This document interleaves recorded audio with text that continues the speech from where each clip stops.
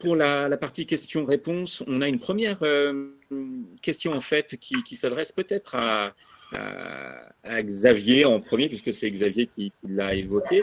On nous dit, voilà, mais ce ne sont pas des problèmes personnels. Et la personne dit, Marissé dit, je n'ai pas bien compris, là, ce ne sont pas des problèmes personnels, le burn-out. Est-ce que vous pouvez développer? Ouais, alors en fait, c'est une forme de culpabilisation des personnes qui font des burn-out, où on leur renvoie en fait le fait que s'ils font un burn-out, c'est de leur faute. C'est parce qu'ils ont des fragilités ou des problèmes personnels. Édulcorant ainsi la responsabilité et l'origine pourtant aujourd'hui démontrée hein, du burn-out, c'est une origine professionnelle. C'est d'abord l'environnement professionnel, le contexte professionnel et la situation professionnelle qui génèrent des burn-out. On peut avoir des failles personnelles. Sinon, dans les mêmes conditions, tout le monde ferait des burn-out. Mais l'origine du burn-out, c'est bien une situation et un environnement, un contexte professionnel. Donc ce n'est pas, ce n'est pas un problème personnel. Voilà. Ouais, Siméona, vous voulez ajouter quelque chose à ça ou... Oui. Sur la question du fait que le burn-out, est-ce que c'est des problèmes personnels ou professionnels? Est-ce que c'est l'environnement professionnel, le management, l'organisation du travail qui en est la cause ou l'individu lui-même? Non, clairement, enfin la définition en tout cas de burn-out, épuisement professionnel, on part sur un épuisement qui est dû au travail. Après, effectivement, les personnes vivent chez eux aussi, ils ont une vie personnelle et le fait qu'ils vont pas bien au travail et que ça se dégrade, ça peut dégrader les problèmes personnels évidemment. Mais le début n'est pas du tout la vie personnelle. Oui, c'est ça, voilà. Ouais, derrière ça, il y a aussi un lien avec la dimension juridique, hein, c'est-à-dire que comme ce n'est pas une maladie reconnue, oui, d'une certaine façon, alors je ne jette pas la pierre sur le monde des entreprises et des organisations, hein, mais comme ce n'est pas une maladie, eh bien, il est plus facile pour les organisations de dire « c'est pas nous, c'est pas d'origine professionnelle, c'est un problème personnel ». Et surtout, oui, si je peux d'ailleurs, rebondir Xavier, oui, Florence, oui. Non, pardon, Sébastien. C'est juste sur le lien avec justement l'origine personnelle, professionnelle.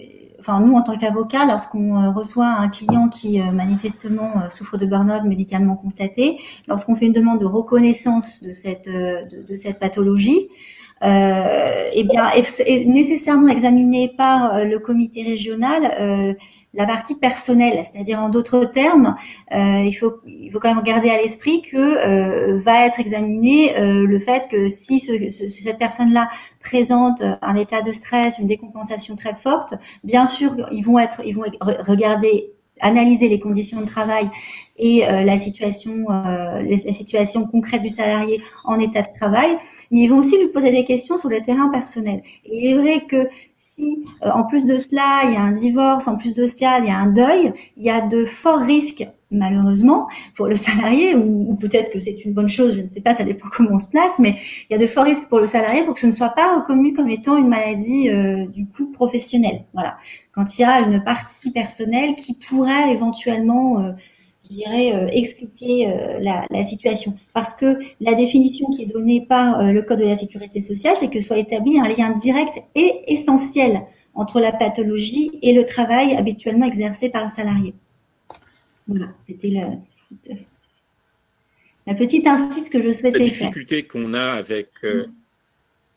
Oui, c'était très, très utile et nécessaire de préciser ça. C'est aussi la difficulté que l'on a parce que, en fait, comme ce n'est pas reconnu comme maladie professionnelle, mais aussi comme maladie, en fait, on est face à un vide et à la fois médical au niveau de la reconnaissance et juridique.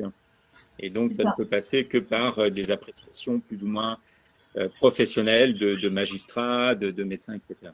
Ouais. Auquel cas, chaque cas est unique.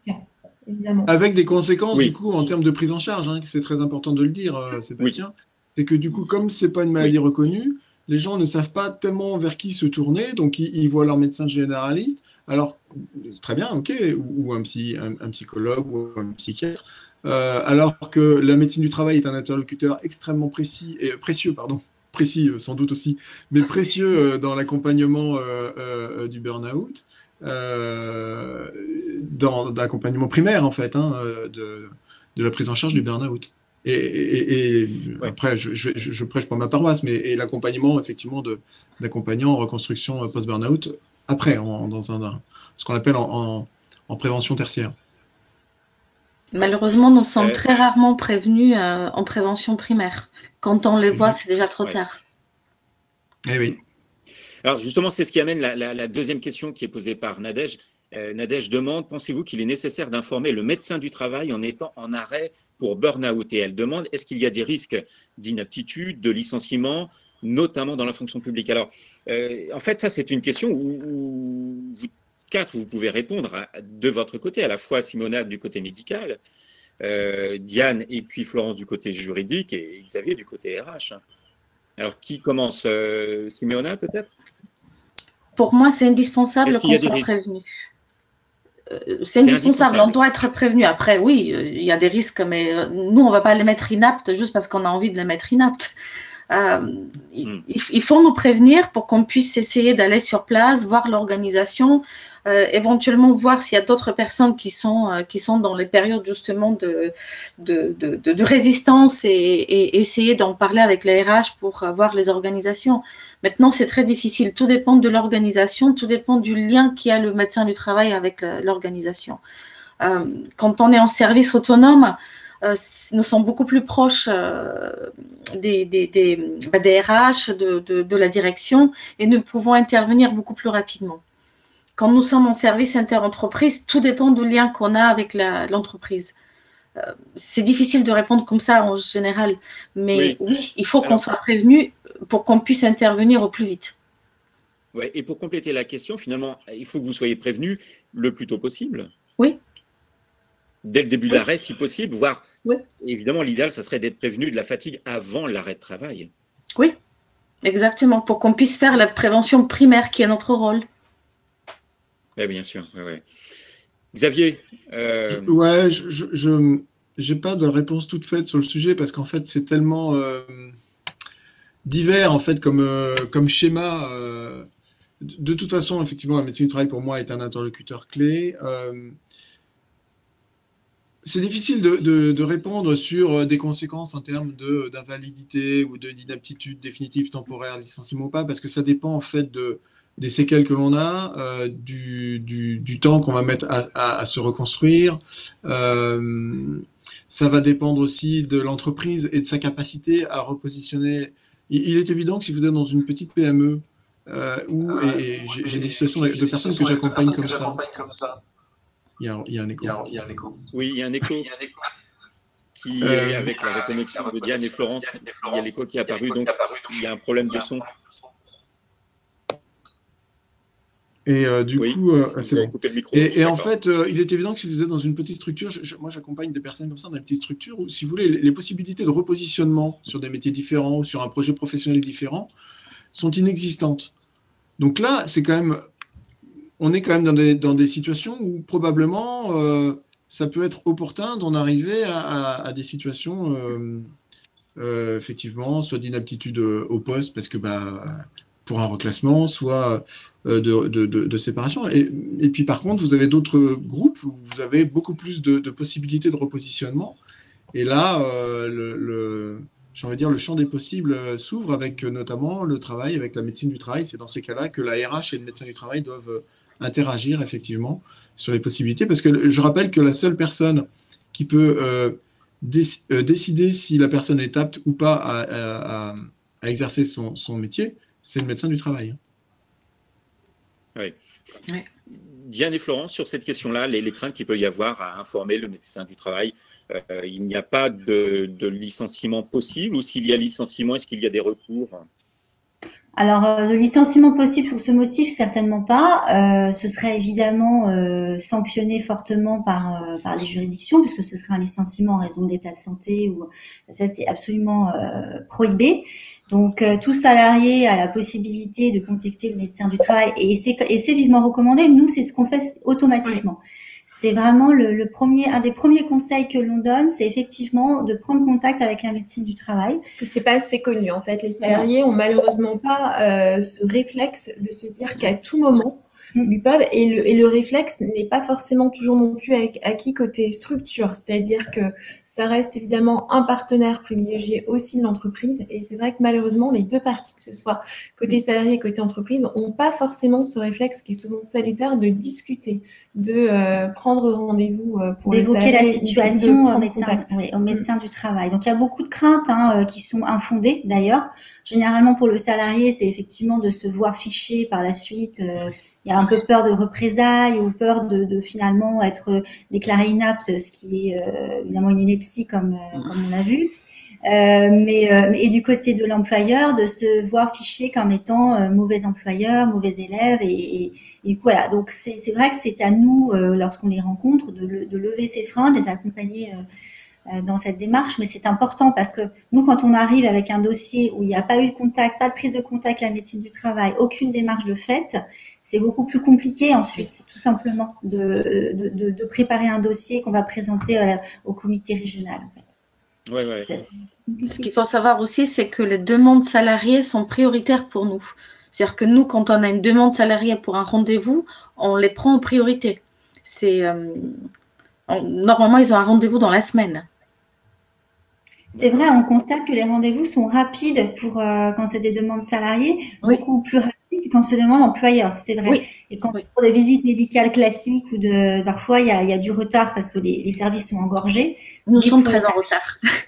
Oui, mais c'est vrai, c'est malheureusement parce que je dirais que vous n'avez certainement pas les moyens de faire mieux, mais on manque de médecins spécialisés, oui. Voilà. Et du coup, mais par contre, c'est vrai que ce qu'on constate, c'est que les visites médicales demandées par les salariés sont rapides. Alors, Florence demandait si on pouvait engager la responsabilité du manager, Xavier, Diane et Florence. Qu'est-ce que vous en pensez dans le cas d'un burn-out? Au niveau RH, comment ça peut être Au niveau RH, d'abord, je n'ai pas l'habitude de tirer sur une catégorie de personnes. Les managers sont le plus souvent, déjà, il faut quand même le dire, le miroir ou la transposition de l'organisation et de la politique de l'organisation. Donc le manager, il porte en fait la politique d'une entreprise. Donc c'est pas forcément le manager qu'il va falloir pointer, c'est peut-être les dysfonctionnements de l'organisation. Après, les managers, je vais être un peu provocateur, mais ils sont pas forcément, comme les RH du reste, pas forcément formés, voire même souvent pas formés aux problématiques de burn-out. Ils peuvent avoir des sensibilisations ou plus globalement au RPS, mais au burn-out, c'est pas le cas. Et sur la prise en charge et l'identification d'un burn-out, encore moins, que ce soit les managers ou les RH. Après, à la marge, on peut avoir des situations effectivement de pratiques managériales inadaptées, mais je parle bien de situations à la marge. Voilà, la situation des managers sont souvent le reflet simplement de ce qu'on leur demande de porter et de mettre en œuvre. Et bien souvent, eux-mêmes souffrent beaucoup des situations qu'on leur demande de porter parce qu'ils sont entre le marteau et l'enclume. Ils peuvent être eux-mêmes en écart de valeur. Donc voilà, les managers aussi peuvent faire des burn-out. Tout à fait. Et le conflit de valeurs fait partie des risques psychosociaux. Oui. Effectivement. Diane et Florence, vous avez quelque chose à compléter, à ajouter? Oui, en fait, la responsabilité, pour répondre à la question sur la responsabilité directe, en fait, elle est rarement présentée comme telle en pratique dans notre métier, parce qu'en général, si c'est une procédure prud'homale, on a d'un côté le salarié et de l'autre son employeur au sens général, et c'est en fait au sein du débat judiciaire du procès que des noms, parfois par exemple de managers, peuvent être mis en exergue, présentés comme ayant, c'est ce que tu venais de dire, des pratiques managériales inadaptées, mais c'est donc une responsabilité en fait de la structure qu'on va chercher, de l'entreprise. Donc chacun va se défendre évidemment, mais c'est pas frontal forcément sur le manager. Et puis on vient chercher une responsabilité sous différents angles. Donc ça, on vous l'expliquera dans d'autres tables rondes, bien évidemment. Oui.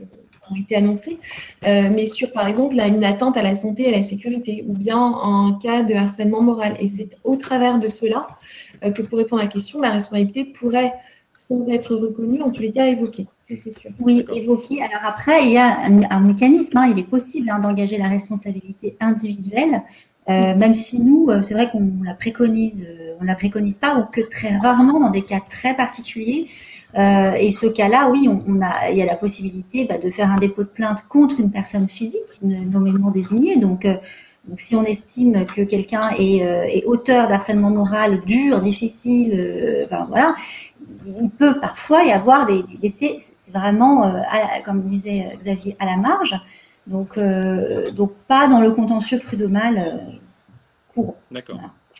Voilà. Une autre question, en fait, Cécile dit que dans un département de désert médical où on manque de médecins, un diagnostic médical de burn-out tardif, et si oui, comment faire, Simeona? Je viens de lui répondre. Toujours aller voir son médecin. Je viens de lui répondre, oui, c'est difficile quand il y a le désert médical, quand on n'arrive pas à être suivi par un médecin à long terme, c'est très difficile. Je pense que dans ce cas-là, il faudrait peut-être privilégier les téléconsultations. On peut avoir le même médecin plusieurs fois qui pourra nous suivre, et puis c'est très difficile. Je ne sais pas comment répondre à cette question. Je travaille à la régularisation au SAMU, et on a des appels au SAMU qui nous demandent de prendre rendez-vous avec des médecins parce qu'ils n'y arrivent plus pour des petites choses, pour des... Je ne sais pas. Je ne sais pas comment on va devenir. Je ne sais pas. D'un point de vue juridique, la difficulté, lorsqu'on demande une reconnaissance tardive, c'est que le médecin qui instruit le dossier, lui, il voit la personne dans l'état psychologique dans lequel elle est au moment de la consultation. Et à ce moment-là, elle est, on espère, moins ou plus dans une situation de souffrance qui amène l'incapacité temporaire partielle de travail. Ça. Le délai pour faire une demande, il est de 2 ans. Donc, c'est un délai qui, vu de l'extérieur, peut être long. Mais en réalité, c'est exactement ce que tu dis. C'est que pour avoir à l'instant T la photo la plus précise possible du burn-out, il faudrait la prendre dès que le dossier médical est intense et est important. Et donc, ça veut dire que, là encore, le patient, le salarié, doit faire la démarche proactive. Et ce qui est compliqué, c'est que l'état de santé est souvent détérioré. Donc voilà, il y a cette concomitance des choses qui fait qu'il faut avoir l'énergie, la force, on peut appeler ça comme on veut, en tout cas, voilà, cette démarche proactive envers les médecins. Et il faut que ce soit ensuite traité comme tel dans le processus de reconnaissance de maladie professionnelle. Et donc parfois, pareil, fort de conseils de l'entourage personnel, amical, juridique, que sais-je, la démarche se fait en décalé, et là c'est complexe. C'est complexe, d'autant plus pour que le CRMPP, le fameux comité régional, statue et valide sur un taux de plus de 25% permettant la reconnaissance maladie professionnelle. Oui. Au-delà de la première, je me permets juste de rajouter quelque chose. Au-delà de la question de la désertification, il y a aussi la question de la sensibilisation et de la grande disparité de prise en charge médicale des personnes qui font des burn-out. Parce que là aussi, c'est une nouvelle maladie et que tous les médecins ne sont pas encore totalement sensibilisés et ou formés sur ce sujet-là. Alors, ça ne veut pas dire qu'ils font pas bien leur travail, ils font de leur mieux. Mais il y a une grande disparité et on a des témoignages, alors ce sont des témoignages de victimes, mais comment dire ça, d'incompréhension sur leur prise en charge parce que certains ont l'impression d'être pris en charge comme des situations de dépression alors qu'ils ne se sentent pas forcément dépressifs mais épuisés. Et voilà, il y a un vrai sujet aussi sur cette dimension-là. Tout à fait, oui. La confusion, d'ailleurs, il y a un rapport de la Haute Autorité de la Santé qui dit que la prise en charge seulement par antidépresseurs semble pas très efficace. Et il y a aussi une méta-analyse qui montre que ça serait à tort considéré comme une dépression psychologique alors que c'est un épuisement cognitif. Ça peut générer une dépression. Mais c'est oui, tout à fait. Voilà, mais ce n'est pas. C'est réactionnel. En seconde attention, pas en première, ouais. Tout à fait, ouais. Une question de Laure qui demande quand le médecin de prévention, notamment la fonction publique, ne fait rien, eh bien, Simona, vous dites qu'il faut se retourner vers le médecin agréé pour saisir les commissions? Alors, la fonction publique, c'est un peu spécifique, c'est pas du tout comme dans le privé. J'ai exercé dans la fonction publique, donc je peux vous répondre. Là, en fait, il y a le médecin de prévention qui, oui, souvent ne fait rien parce qu'il est débordé ou parce que je ne sais pas, en fait. Mais après, il y a le médecin agréé qui hiérarchiquement est plus haut. Et la personne, elle peut saisir les commissions médicales ou le comité médical, si c'est considéré comme lié au travail, par elle-même. Mais souvent, les agents ne connaissent pas leurs droits. Oui, ça, c'est un problème dans la fonction publique, effectivement. Oui. Et peut-être avoir le conseil d'un avocat spécialisé en fonction publique, oui. En droit de la fonction publique, hein, là, c'est nécessaire. Mais ils ont le droit de saisir les commissions et ils ont le droit de déposer leur dossier tout seuls. Oui. Une question de Kim qui s'adresse à Xavier. Alors, ça fait partie en fait de la 4e session table ronde. Alors, Xavier, peut-être que vous pouvez quand même en dire un mot. En fait, ce type d'accompagnement RPBO, est-ce que vous pouvez en dire un peu plus? Oui, alors j'étais en train de réfléchir à ce que je pouvais répondre justement parce que je voyais la question de Kim. La question dit quel type d'accompagnement type. Alors en fait, on n'a pas d'accompagnement type, on n'a que des accompagnements personnalisés parce que toutes les situations nécessitent un accompagnement personnalisé. Juste pour pas rentrer, effectivement rester dans une présentation globale, le réseau RPBO, donc ce sont des consultants répartis sur toute la France qui travaillent avec une méthode de reconstruction. Donc personnalisée, qui est issue des travaux de Sabine Bataille, en fait, qui est une sociologue, au demeurant, qui a fait une grande étude sur le burn-out et qui, à partir de cette étude, dans le cadre d'un travail académique, parrainé par l'Université de Dauphine, Paris-Dauphine, a mis en place une méthodologie de reconstruction post-burnout. C'est une méthodologie d'ailleurs qui a fait l'objet de prix, notamment de l'Agence nationale des conditions de travail, qui ont reconnu cette méthode. C'est la seule méthode aujourd'hui académique identifiée et reconnue. On est sur des accompagnements personnalisés, donc ça veut dire que chaque situation est différente, donc ça part d'un diagnostic. Et avec l'idée, si je devais synthétiser, l'idée c'est de permettre aux personnes victimes, aux victimes de burn-out, en fait, d'identifier les situations et les raisons qui l'ont mené au burn-out, de repérer ces systèmes d'alarme et de travailler sur tous les leviers de prévention pour pas que ça se reproduise. Faut jamais oublier que les burn-out, le taux de rechute à 5 ans, de mémoire c'est 50%, mais il est très élevé. Cette question est intéressante, Kim, parce que alors moi je fais des bilans de compétences, vous l'avez dit, et en fait les personnes qui font des burn-out savent pas tellement vers qui se tourner, ne connaissent pas finalement très peu l'existence en fait de personnes en capacité de vous accompagner dans la reconstruction. Et donc pour beaucoup, du coup, un peu en dépit, c'est de se dire ça ne marche pas dans mon job, donc il faut que je m'en trouve un autre, donc je vais faire un bilan de compétences. J'ai une personne sur 3 qui vient me voir pour faire un bilan de compétences, qui m'est envoyé pour faire un bilan de compétences, qui vient parce qu'il a fait un burn-out. Il ou elle est en situation de burn-out. Le bilan de compétences est une réponse très partielle aux problématiques de burn-out, parce que vous ne travaillez pas sur votre reconstruction, vous travaillez sur l'étape d'après.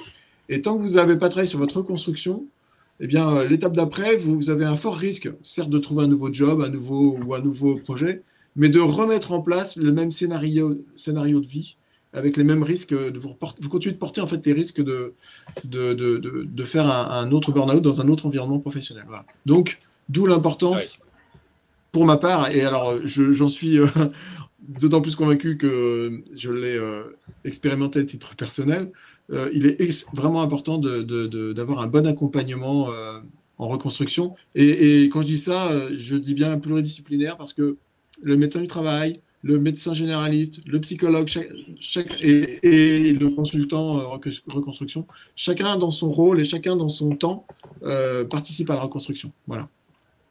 Ouais. tout à fait, oui. Alexandra demande si les managers sont formés par rapport à l'épuisement professionnel. Alors, je vais répondre brièvement.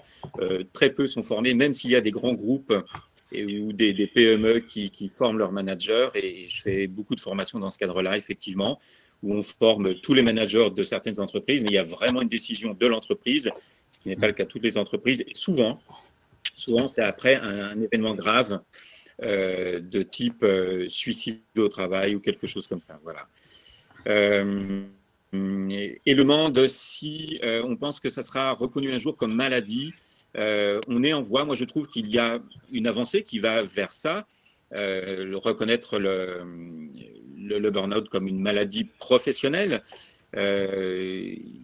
Il faut du temps pour que les catégories médicales s'affinent, que les catégories juridiques le prennent en compte, etc. Siméona, vous pensez qu'on va vers ça aussi, vers une reconnaissance en maladie professionnelle? Ça sera très difficile à faire. Déjà, on n'a pas une vraie définition. Souvent, on mélange tout simplement un épuisement à un burn-out, on mélange un conflit avec l'employeur avec un burn-out. Tant qu'on n'a pas une définition claire et précise, je pense que ce sera impossible. Oui, c'est la première étape que la médecine finalise une définition précise. Oui. L'OMS travaille dans ce sens. Vous parliez tout à l'heure, je crois que c'est Diane et Florence, de la CIM 11 la classification internationale des maladies qui va aussi dans ce sens. Le DSM va aussi dans le sens d'essayer de définir les choses.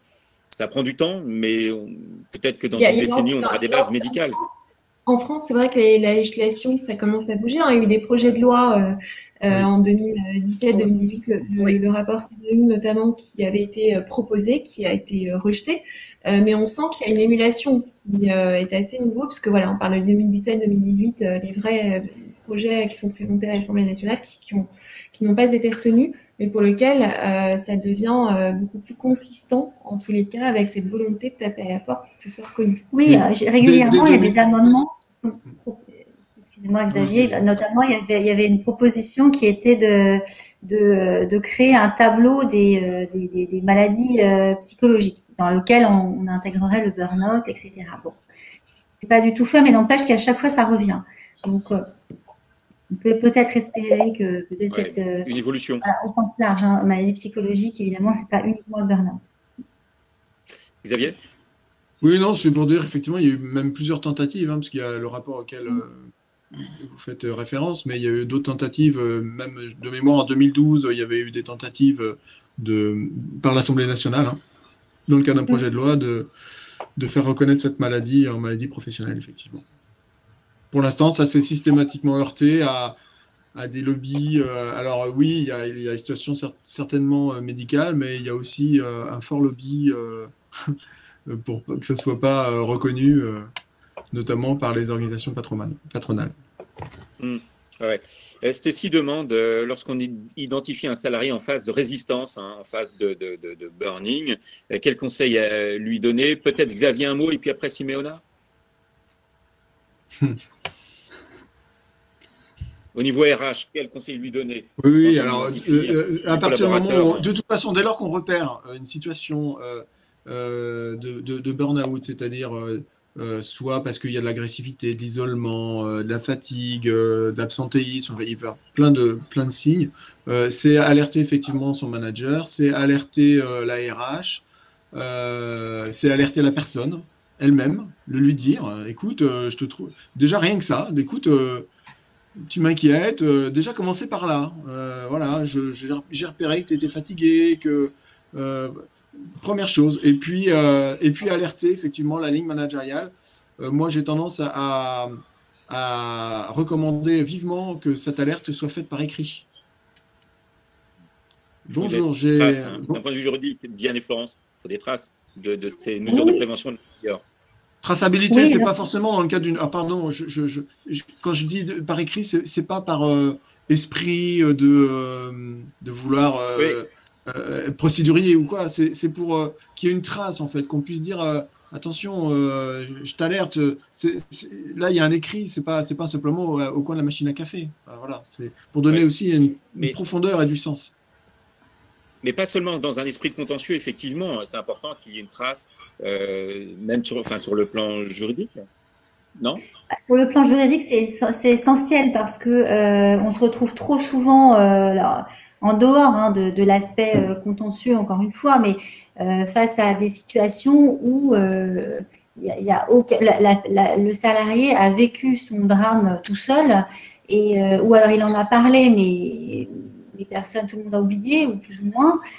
Et donc, de pouvoir quand même indiquer à un moment ou à un autre à son manager ou au DRH, attendez, je vous en ai parlé à tel moment, parce que c'est normal, hein, pas forcément par mauvaise foi, mais par le temps qui passe, on peut oublier, de toute bonne foi d'ailleurs, mais pouvoir retracer la chronologie, c'est essentiel. Et puis même pour le salarié, en fait, je pense que pour la victime, c'est essentiel de pouvoir se retracer lui-même la chronologie en termes de reconstruction, absolument. Mais oui, ça pose aussi des éléments. Et c'est bien vu, hein, en plus, hein, je le dis, c'est bien vu au final, parce que des fois, il y a des personnes qui peuvent s'interroger, est-ce que si je le dis, est-ce que je risque pas d'être mal perçu? Non, au final, c'est bien vu, parce que c'est quand même des qualités d'attention, d'écoute des autres, de bienveillance. Donc voilà, et certaines entreprises aussi mettent à disposition des cellules psychologiques. Enfin, voilà, faut utiliser tous ces leviers, RH, médecine du travail, manager, et puis soi-même. Déjà commencer par là, même si évidemment quand on n'est pas formé, on a des limites, mais au moins déjà montrer qu'on a repéré quelque chose, parce qu'il ne faut pas oublier que la personne elle-même n'aura pas forcément conscience, voire même sera dans le déni et dira non, moi je vais très bien, ça va. Tout à fait, ouais. C'est la maladie du déni, c'est ce que je vous avais mis en verbatim.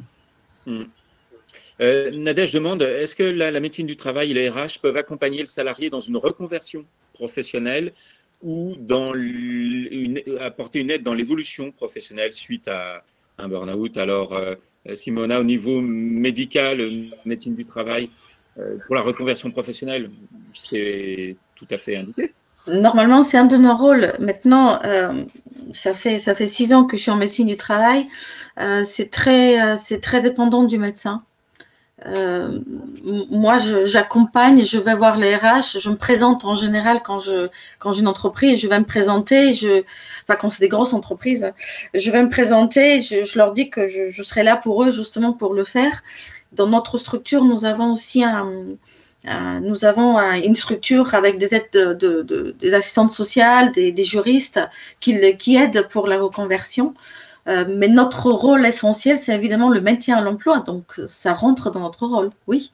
Mais c'est très médecin dépendant. Et pour les RH, c'est pas ils peuvent, c'est ils doivent. Et mais avant de commencer à penser à devoir accompagner quelqu'un vers un autre projet professionnel, c'est déjà commencer par l'accompagner dans sa reconstruction et dans la prise en charge de sa situation de burn-out. Mais ça, et c'est le grand problème, c'est que les RH ne sont, et alors là aussi, hein, je suis un exemple vivant, mais les RH ne sont pas formés.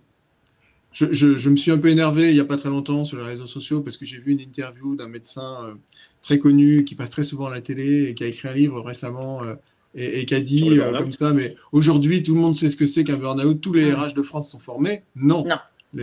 Zéro. Bien sûr que non. On n'est pas formés. Bien sûr. Bien sûr que non.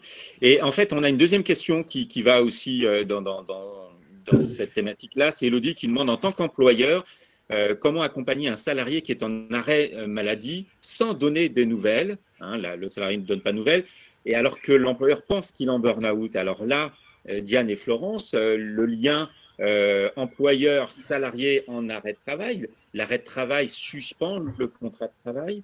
Oui. Comment faire? Que peut-on faire? Alors, ce qu'on peut faire, nous, ce qu'on préconise dans ce type de situation, c'est que, déjà, le contrat de travail étant suspendu, l'employeur va pas pouvoir, je dirais, de lui-même, aller prendre des mesures actives vis-à-vis de ce salarié dont le contrat de travail est suspendu. En revanche, nous, ce qu'on recommande systématiquement, c'est de faire un travail sur sa structure à lui, et d'aller faire une introspection finalement sur son organisation, sur le service qui présente des défaillances, et de réaliser, pourquoi pas un audit que tu réalises, Sébastien, toi-même, et pourquoi pas une enquête aussi, si c'est un fait de harcèlement moral qui est plus ou moins détecté, de mettre en place une enquête. Donc, de surtout pas rester inactif, parce que c'est l'inactivité qui va finalement engager sa responsabilité à l'employeur. Alors, ne pas rester inactif au sein de l'entreprise. Au sein de l'entreprise.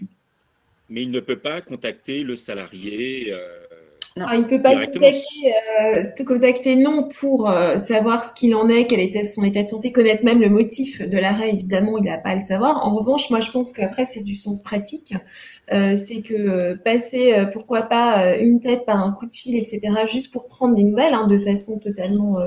voilà, c'est un début. Et puis moi, l'autre chose que je voudrais rajouter quand même, c'est que c'est effectivement, c'est pas parce que le contrat est suspendu qu'il n'y a pas les choses à faire, Florence vous l'a dit, mais aussi bien avoir le réflexe médecin du travail, c'est-à-dire que toutes les visites obligatoires à date, c'est pas parce que le salarié est en arrêt qu'il ne faut pas penser à les faire ou à les mettre en place. Donc, c'est pas forcément la visite de reprise, mais il y a des choses aussi à faire en proactivité pour ne pas rater les échéances obligatoires légales qui sont demandées dans ce cadre-là. Et on peut lui proposer éventuellement une visite de pré-reprise qui est à la demande du salarié. Oui. Voilà, à la demande du salarié. Mais côté employeur, voilà. Au moins lui dire que vous avez le droit à une pré-reprise, vous pouvez aller voir le médecin du travail en dehors des visites obligatoires et pendant que vous êtes en arrêt. C'est bien ça. C'est ouvrir la porte quand même.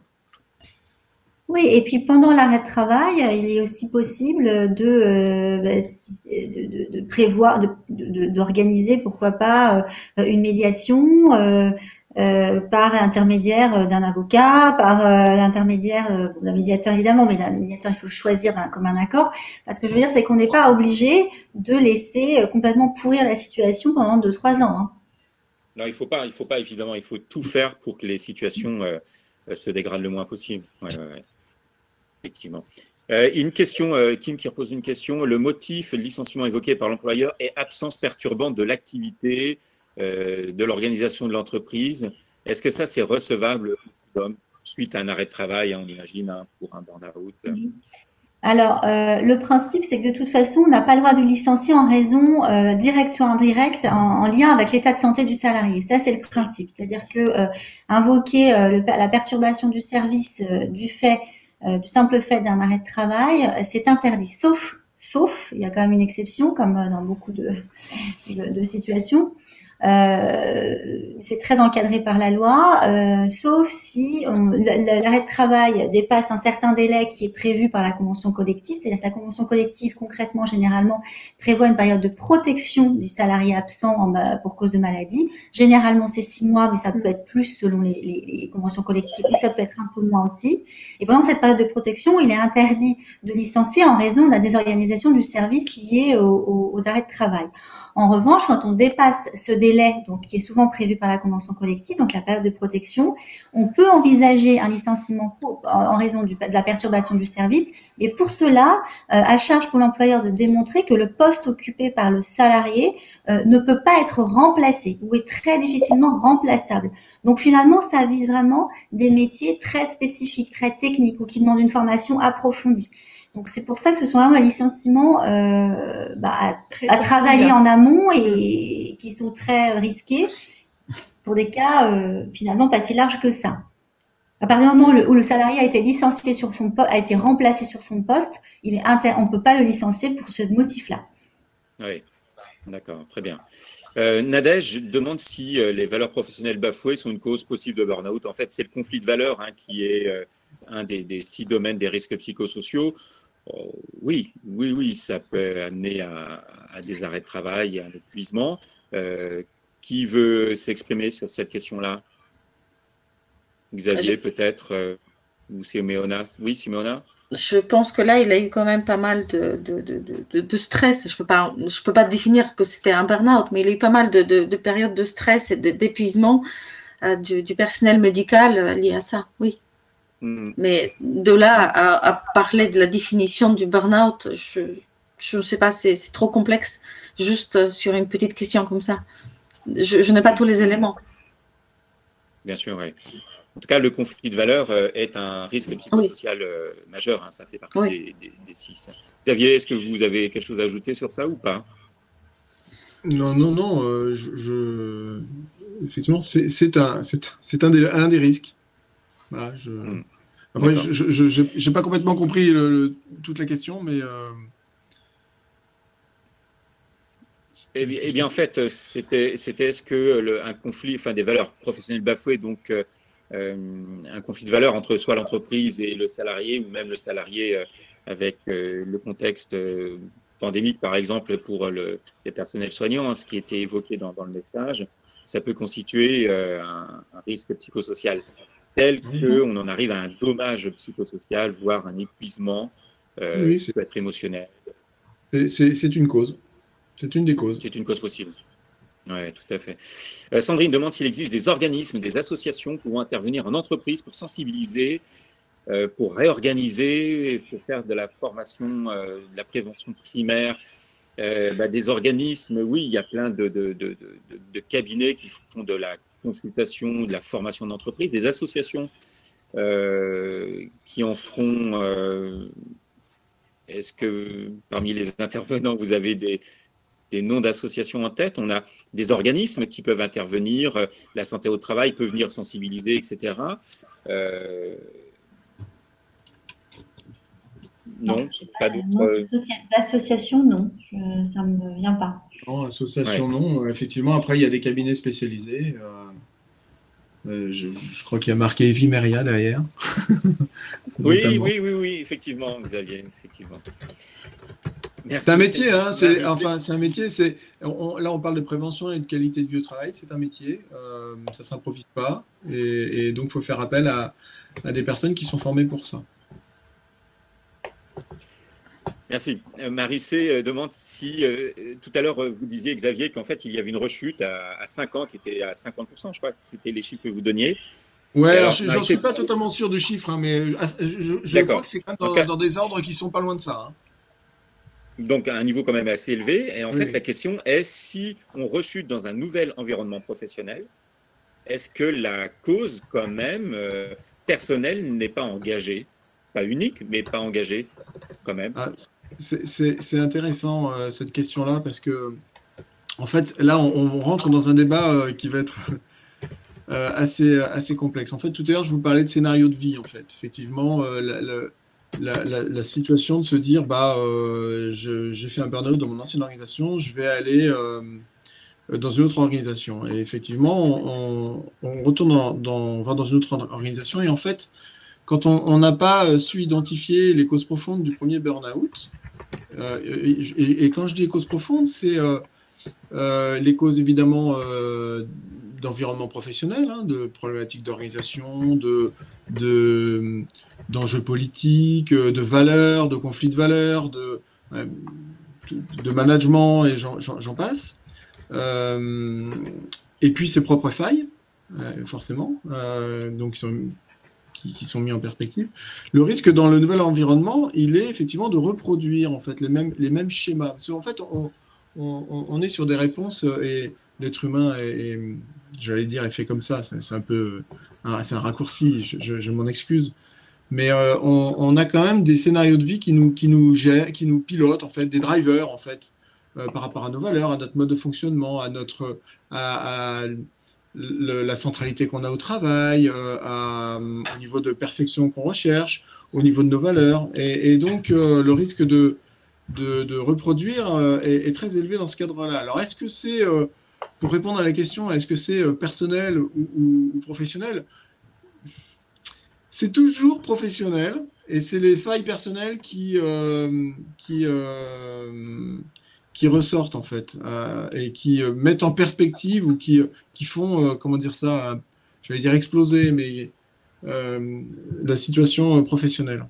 Et moi, je suis assez sidéré dans les accompagnements que je fais, que ce soit en reconstruction post-burnout et ou en bilan de compétences, en fait, de voir que d'un secteur d'activité à un autre, d'une taille d'entreprise à une autre, d'une organisation à une autre, on retrouve quand même très souvent les mêmes difficultés, les mêmes leviers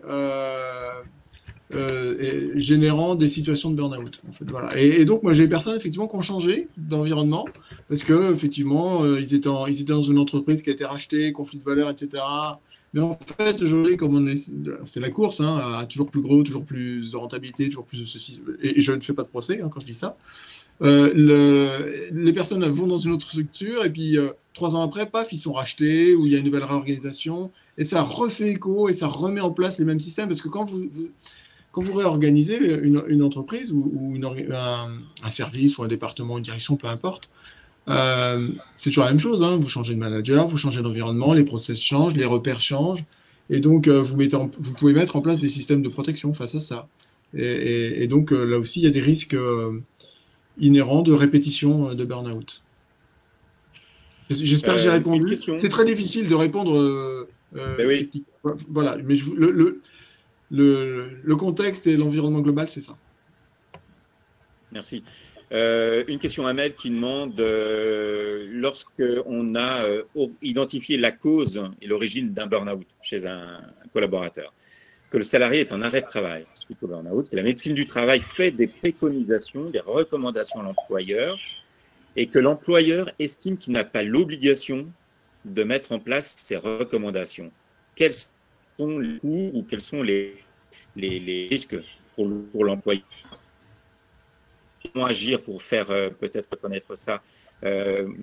Simona, médecine du travail, ou Diane après et Florence pour côté juridique? Simona d'abord peut-être? C'est plus les recommandations qu'on peut faire un an.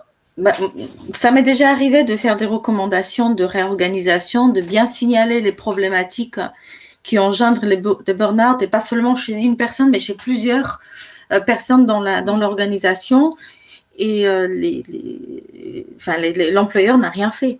Il s'en est suivi un licenciement pour une aptitude de 5 ou 6 personnes avec un signalement à l'inspection. Mais après, c'était aux mains des avocats. Alors, je n'ai plus suivi après. D'accord. Diane et Florence. Oui, souvent, ce qu'on voit, c'est que si l'employeur ne suit pas les recommandations, les préconisations de la médecine du travail et qu'il donc laisse le salarié dans la situation dans laquelle il se trouvait avant son arrêt, c'est effectivement, Simona, vous l'avez rappelé, c'est souvent des licenciements pour inaptitude. Et ce qui se passe très concrètement, c'est qu'en cas de contentieux, le salarié va évidemment contester l'inaptitude en mettant en avant le fait que l'origine de cette inaptitude, c'est bien l'environnement de travail, les conditions de travail, l'inertie peut-être parfois de l'employeur, d'une part, et surtout, tout avocat ou tout défenseur syndical ou tout salarié peut également faire valoir une atteinte à la santé et la sécurité. Donc ça, on vous en parlera aussi sur les demandes très concrètes qui peuvent être faites, notamment en justice, devant le Conseil des prud'hommes.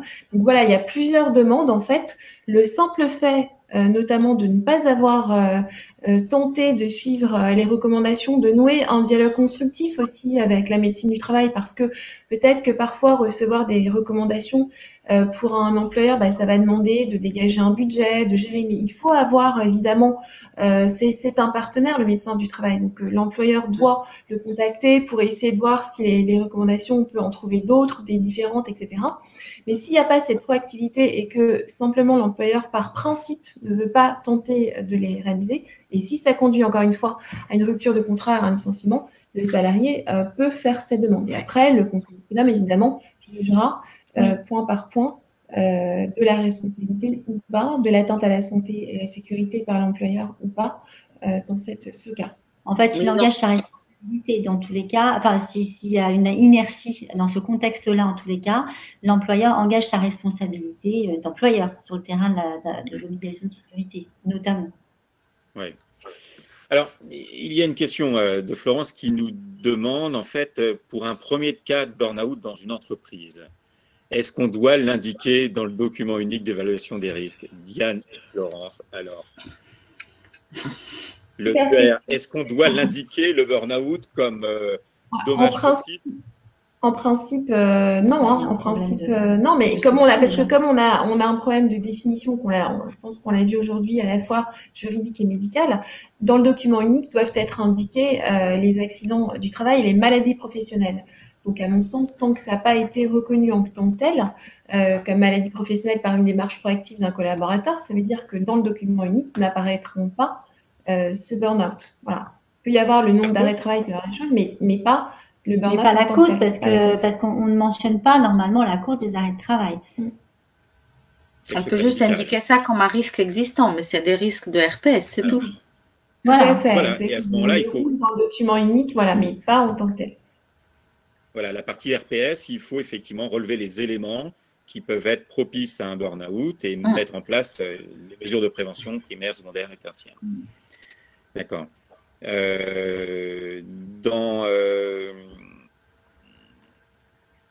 Alors, la question de l'accident de travail et du burn-out. Donc, le burn-out n'est pas reconnu dans le tableau des maladies professionnelles. Est-ce qu'il y a des situations où ça peut passer en accident de travail? Oui, mais alors c'est très difficile. Voilà. C'est encore plus difficile. En théorie, oui. En pratique, quasiment jamais, je pense. Il faut qu'il y ait un événement brutal et soudain, souvent pour que ce soit qualifié, donc sur le temps et le lieu du travail, puisque ça reste dans la définition accident du travail. Donc, on a en tête les exemples qui sont extrêmes, par exemple le karoshi, donc la mort par surmenage. Donc, le système japonais, par exemple, le reconnaît comme accident du travail, mais en France, sauf erreur de ma part, il faut effectivement, comme il faut, pour que ce soit reconnu comme un accident du travail, un événement qui soit survenu pendant le temps de travail et brutal et soudain, on reste sur des cas difficiles. Parce qu'il faut, par exemple, je sais pas, un malaise très important du salarié, il faut des choses. Et ensuite, évidemment, il va y avoir une demande de reconnaissance d'accident du travail par le salarié. Il peut y avoir ou pas d'ailleurs une contestation par l'employeur. Et puis ensuite, la CPM fera son enquête pour dire si c'en est un ou pas. Mais on recommande quand même de le faire. Enfin, si, en tous les cas, nous, quand on défend les salariés, on recommande de le faire. C'est-à-dire que s'il y a un événement majeur, un clash très important sur le lieu de travail qui a entraîné immédiatement une décompensation, ce qui peut arriver, des fois sur le lieu de travail, on appelle les ambulanciers, les pompiers, parce que le salarié fait un malaise suite à un conflit très dur. Et là, bien sûr qu'il faut au moins le tenter. Ouais. Et ça peut fonctionner malgré tout. Mais ça peut fonctionner, oui. Ça a fonctionné parfois dans des conflits dans la fonction publique. Lors d'un conflit, lors d'une réunion, le salarié est parti, elle a déclaré un accident de travail auprès de son médecin et ça a marché. C'est des cas très fréquents. Alors, ça ne fonctionne pas fréquemment, mais en tous les cas, ces situations sont fréquentes. Oui, mais ça ne fonctionne pas tout le temps. Oui.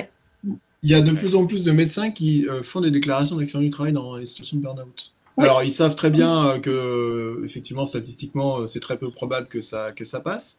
Et la plupart du temps, les personnes d'ailleurs qui sont en face, enfin les victimes, du coup, ne s'en rendent même pas forcément compte qu'il y a un accident du travail qui est déclaré, mais c'est de plus en plus le cas parce que les médecins, justement, veulent sensibiliser, sans doute, sur ce phénomène. Ou parfois, ils ne connaissent pas les choses. Après, c'est vrai que pour l'employeur, ça peut être une situation qui peut être aussi très compliquée, qui peut lui échapper complètement parce que voilà, un salarié qui va mal vivre, par exemple, une sanction disciplinaire, alors même qu'elle est délivrée dans des conditions tout à fait normales et classiques, et qui, de par sa sensibilité, eh bien, il va décompenser sur le lieu de travail.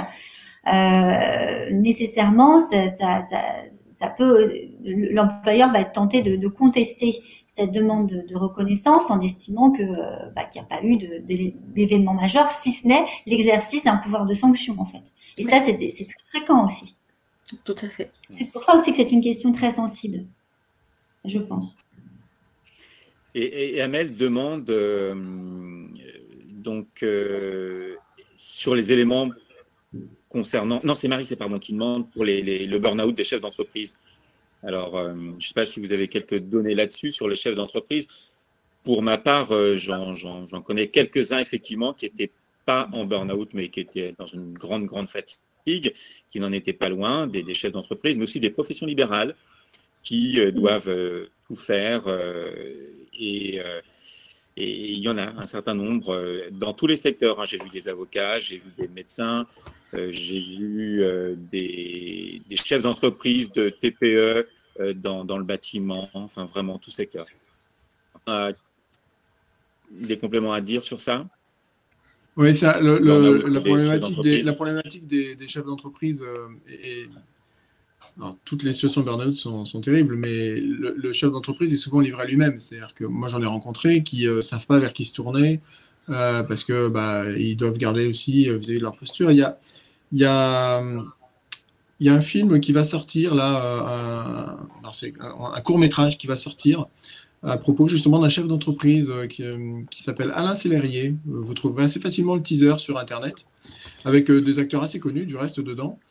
C'est un réalisateur connu aussi, je ne me rappelle plus le nom, mais vous le trouverez assez facilement. Et donc Alain Sellerier, qui est un chef d'entreprise breton, a fait un burn-out aussi, et a écrit, alors il se trouve qu'il a écrit un livre qui arrivait d'entre les mains de ce metteur en scène, qui a été touché, et donc ils ont fait un court-métrage sur cette situation justement, et sur cette pression que vivent les chefs d'entreprise sur les pressions des enjeux financiers, managériaux, à être partout, à être parfait, vouloir être parfait, et c'est un vrai sujet, les chefs d'entreprise et les professions libérales.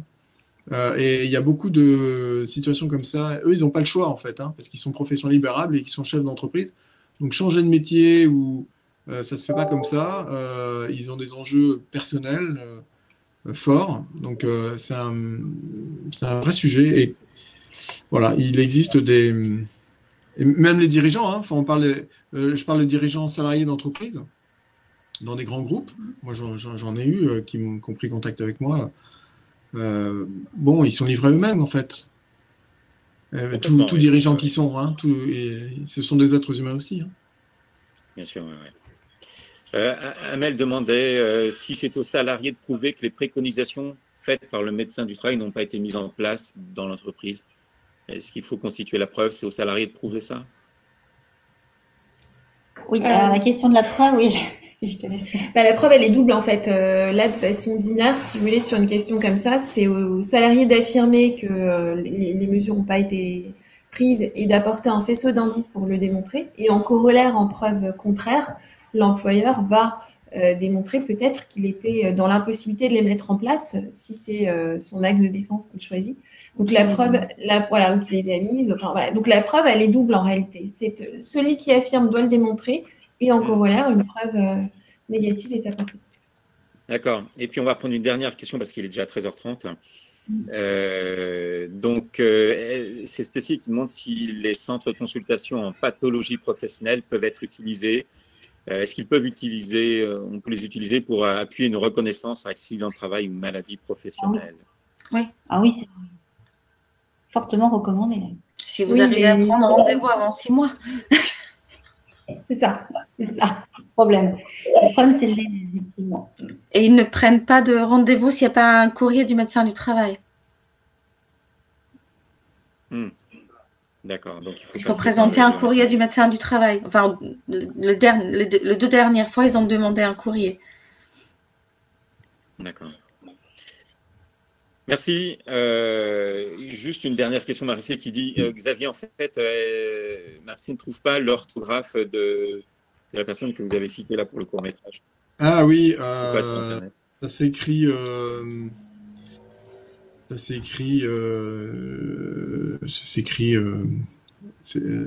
vais vous le trouver. Il faudra chercher. Non, mais je vais le trouver. On l'enverra par mail.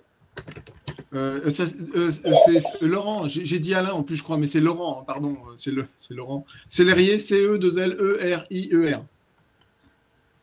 D'accord. Ok, très bien.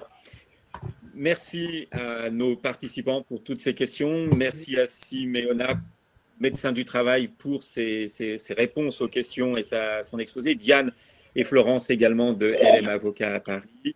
Xavier Ménard de Dranem, conseil RH à Brest. Et on se retrouve la prochaine fois, donc le mois prochain, pour parler tous ensemble du profil du burn-outé. Voilà. Merci beaucoup. Au revoir. Merci à tout le monde. Au revoir. Merci. Au revoir. Bonne journée.